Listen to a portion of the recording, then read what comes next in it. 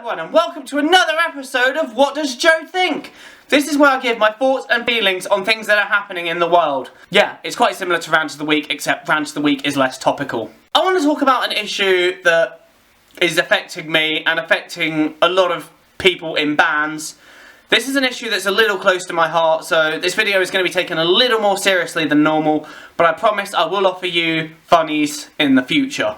But I want to take this one a little bit more seriously because I want to talk a bit more seriously on this one. So there's been a lot of talk about music venue closures of late. And I'm not talking about the bigger venues, I'm talking about a lot of the smaller venues. There is a particular issue where a lot of venues are closing down. Now, there are a number of reasons for this. Number one is that you've got people who will move into flats.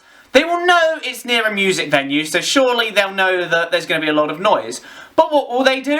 Rather than going, oh, you know what, living near a music venue is not for me, they will live near the venue, and then after a few nights of live bands playing, they will complain to the council, complain to everybody that there's loud music late at night. All venues have a certain time for curfew, so really this should be something that the council don't do too much about. But as soon as people complain, the council act, and a lot of venues then get closed down because of the loud noise. And I'm just thinking, if you know you're going to live near a music venue and you know there's going to be loud music, what gives you the fucking right to complain about it? What makes you think you're then entitled to go, well, I'm going to complain about this because there's live music even though I was told there would be? You don't have the right to complain about that. If you know you're going to live near a music venue, you should have the common sense to know that you're going to hear loud music at night and not to be a fucking dickhead about it. But people still choose this option, and unfortunately it has killed a few venues. I'm sorry, but if you know what you're in for, you are not entitled to complain about it. The other issue that's coming across with the music venue closures is the fact that a lot of them aren't getting the money or revenue they need to maintain. And this is a problem a lot of promoters are having. The problem is that people will pay, quite happily, over 100 quid to go to a big gig, say in Wembley, for a band that even if they're in the front, they'll still have to have binoculars on to see them. Like, I can just about see them, I can just about see them, look, I can make out a couple of dots. Yet they won't pay a fiver or 3 quid to go to a smaller venue to see a load of new and up and coming bands, local bands that are trying to get exposure. Essentially, people are saying they will pay 100 quid to barely be able to see a band, yet they won't pay 5 quid to go into a venue that's smaller, has a load of local bands, a lot of which are very good, and actually be able to talk to, interact with, and chill with said bands. Get pictures with them, etc. All of that.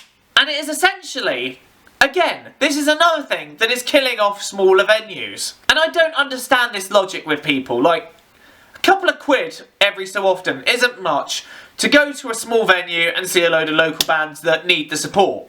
And I think more people need to support the local bands and their local scenes.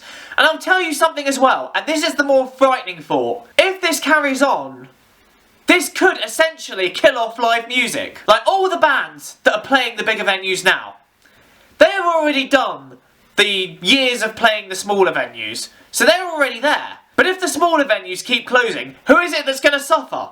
It's the smaller bands trying to get the exposure, because then they won't be able to play the shows to get said exposure, they won't be able to get bigger without said exposure, which means that essentially down the line there won't be any bands left to play the bigger venues. Now, does this scare you yet? Because if you're like me and you go to a lot of shows, a lot of gigs, then yes, that should scare you.